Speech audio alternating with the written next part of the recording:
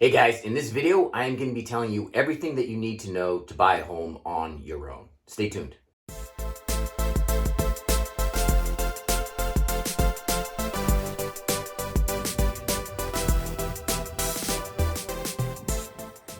Hey guys, my name is Andrew Junas. I'm a local realtor right here in the Boston metro area, and I love helping people find their ideal place to live.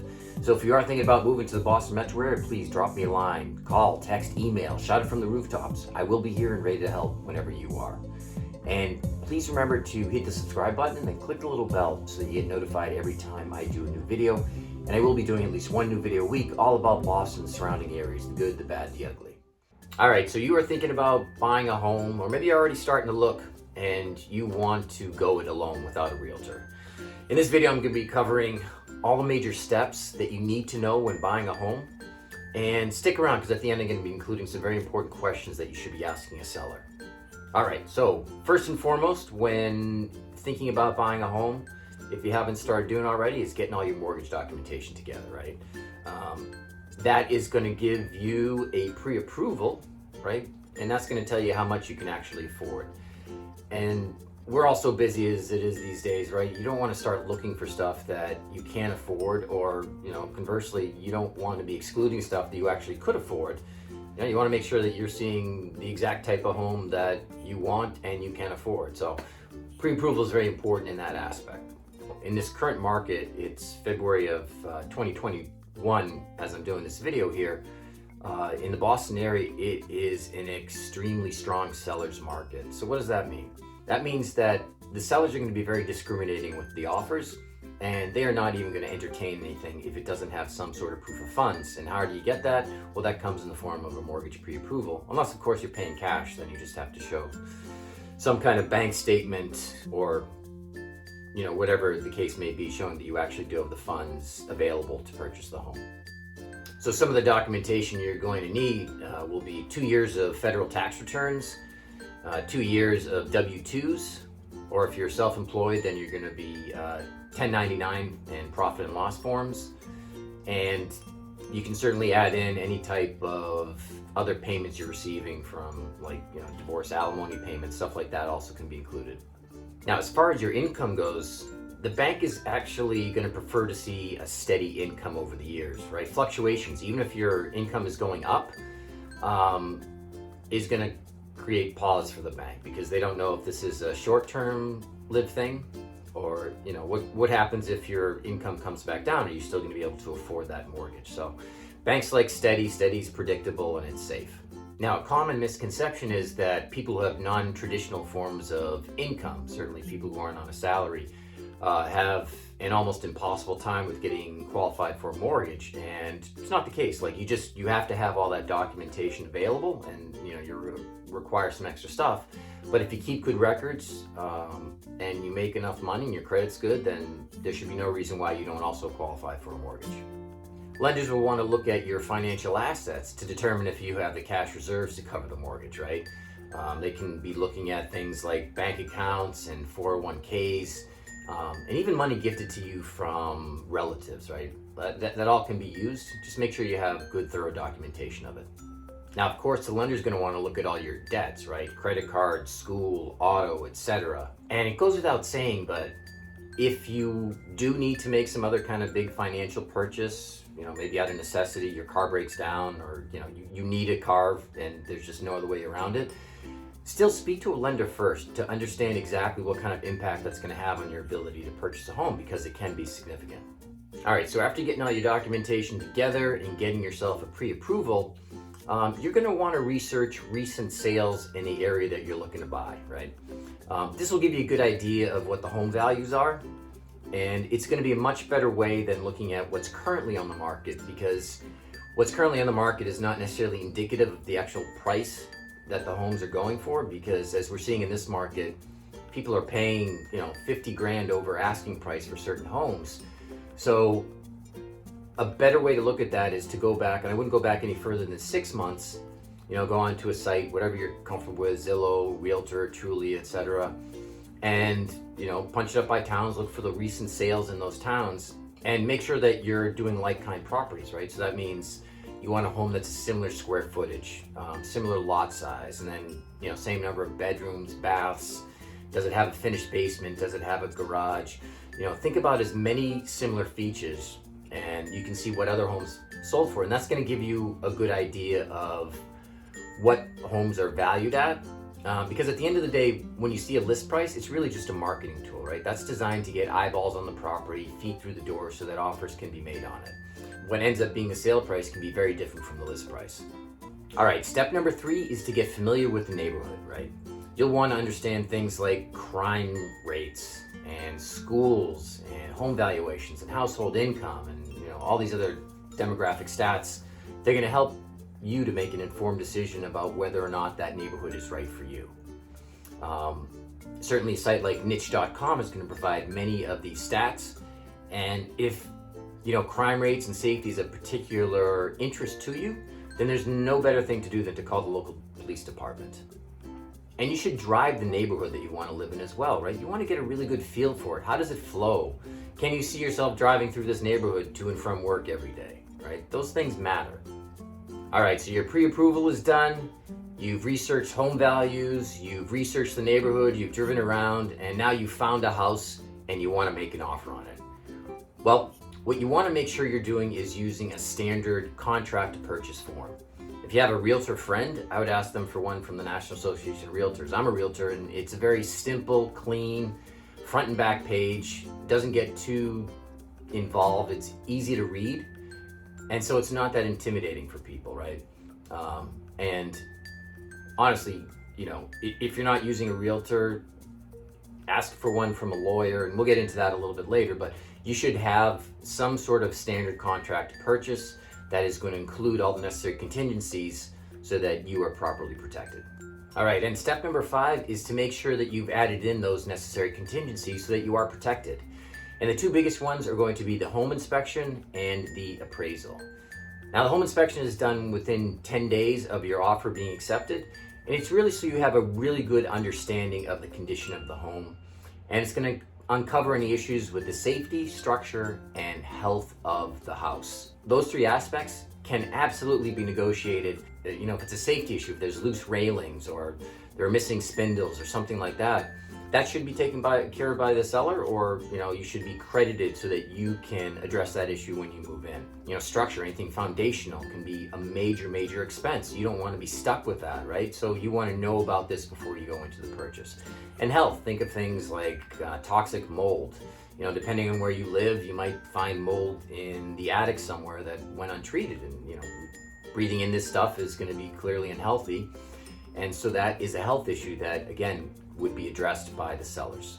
The other contingency, the appraisal contingency, is to make sure that you are not overpaying for your home and that the bank is not going to finance you for, more than what the home is actually worth, right? So it's protecting them, it's protecting you. I mean, at the end of the day, you could decide to pay whatever you want to for a home, but look at the example of, say you love a home that's $500,000, right? You decide it's a competitive market. I'm going to put in an offer of $575. I'm willing to pay $75,000 over asking for this home. Boom, no problem. You end up getting that.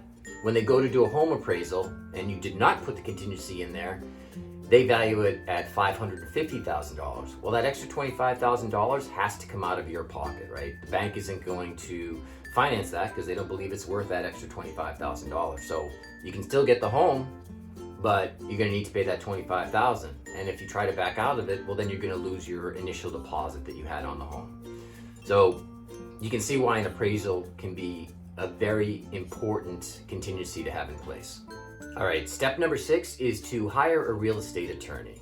And honestly, if you do nothing else, you should be hiring an attorney, right? This is what is likely to be the biggest purchase you've ever made in your life, right? Hundreds of thousands of dollars are at stake. And you want to make sure that your I's are properly dotted, your T's are properly crossed, and you're protected in every way possible, right? So just hire an attorney and expect to pay about $1,000. All right, step number 7, and a good attorney should be telling you this too, is to hire a title company. The first thing a title company is going to do is a title search to see if there are any obstacles to the transfer of ownership. What most people think of that comes to mind is, does some other entity have some stake or ownership in the property, right? But it can be other things too. Are there outstanding tax liens and judgments? Is there an easement on the property? These things can and should be researched beforehand so you know exactly what you're getting into when you buy that property. All right, step number 8 is know what you can negotiate, right? So when you're negotiating, it's important to know the market conditions, right? As I mentioned before, we're in an extremely strong seller's market, so you can't ask for things like closing costs or mortgage points or property tax or moving expenses to be covered by the seller, where at other times when the market is different, those things are reasonable to ask. But you do that under the current conditions, and you're going to be perceived as not negotiating in good faith, or you just don't know what you're talking about. And I think everyone can certainly agree that the process of buying and selling a home can be a very emotional, stressful time. And so we don't want to add to that by thinking now we're dealing with someone who just has no clue as to what's going on, right? Step number 9 is to request a seller's disclosure. A lot of people will fill one out, and again, it's a great way to learn more about the home. Things, big ticket items like how old's the roof, how old are the systems, do they get serviced, has there been any water in the basement? Every homeowner is going to have major capital expenditures at some point in their life. It's either going to be sooner or later, right? So having the knowledge ahead of time to know what will be coming up will allow you to budget for and be able to take care of those things. And the other reason you want a seller's disclosure is because it puts the seller on record should any issues arise. All right, and step number 10 is kind of a combination of some questions that you want to ask the seller, as well as some information gathering that you'll want to do. First and foremost is ask the seller, why are they selling, right? This is an important question to gauge their motivation. Do they have a timeline in mind? Are they moving somewhere where they want to get there by a certain period? And this, is going to allow you to better understand how you can best negotiate so that you can get what you want out of it. So the second thing you're going to want to find out is how long has the home been on the market, right? If you couple that with the motivation, so if say that the seller is trying to get down to Florida yesterday, well then there's motivation to sell and they may be willing to accept a lower offer. All right, next you're going to want to find out what the previous selling price of the home was. This is important because it can tell you, did the sellers buy their house at rock bottom prices and they're already making a big profit on it, so there might be more room for negotiations? Or is it really razor thin margins that they're dealing with now, so that they are going to be sticking to that number and not budging off of it? You can find out what the sellers paid for their home by going online to the Registry of Deeds and looking for it in the county where it is located. Ask the seller what is included in the sale and try to get it in writing so that there's no confusion, right? Find out if there are any area nuisances or problem neighbors, right? And granted, the sellers may not be forthcoming with all this information, but certainly you can go to the local police department and find out if there's been any kind of issues in the neighborhood with any of the neighbors. Make sure you are fully aware of lead paint and any other disclosures that may accompany the house, right? Houses that were built before 1978 generally were constructed with lead paint, and unless there's documentation that it has been abated, removed, right, it's probably still the case that it's there. Now, in most cases, owners have not had the homes tested for lead, so you're going to get a form that says, we have to inform you that this home was built before 1978 and it may contain lead, and the owner has no knowledge of lead, and they'll check a box. And then you have an opportunity, if you want to perform a lead assessment test, and you can even do remediation. However, the seller's not responsible for getting rid of the lead. They just have to let you know whether they are aware that there is actually lead in there, or they just have no knowledge. And like I said, most times, most owners are checking the box of no knowledge. Now, if they are aware that the lead has been abated, that they've removed it themselves, then usually there should be some accompanying documentation to prove that. So beside the lead paint disclosure, you may get a seller's disclosure that I mentioned earlier, and please ask for one. But if they don't provide one, then just ask the seller point blank, are there any issues with the house? And think about major things that might be an issue. Is there any water in the basement? Are all the windows properly sealed? You know, did you get any frost heaves back in 2015, or did you get ice dams, I should say, back in 2015? You know, ask these questions. Home sellers generally are obligated to tell you about any current problems with the house, but they don't have to tell you about any past problems that they've fixed. So again, it doesn't hurt point blank to just ask them, you know, what major issues have you dealt with in the past that have been fixed, right? You don't know where that's going to lead to, but again, the more information you have about that home, the better and more informed your purchasing decision will be. Ask the seller about the age of the major systems and components, right? You want to know the age of the roof, because that's going to be an expense that's going to run you probably at least $10,000, probably more than that. You're going to want to know the age of the heating systems, right? A good heating system can run you $7,500 to replace. What's the age of the water heater? Most water heaters need to be replaced after about 6 years, and that's going to be about $1,000 for that.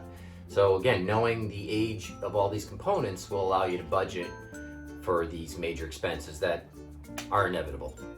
And don't just ask the seller about issues, but ask them about all the major repairs and renovations that have been done to the home since they've lived there, right?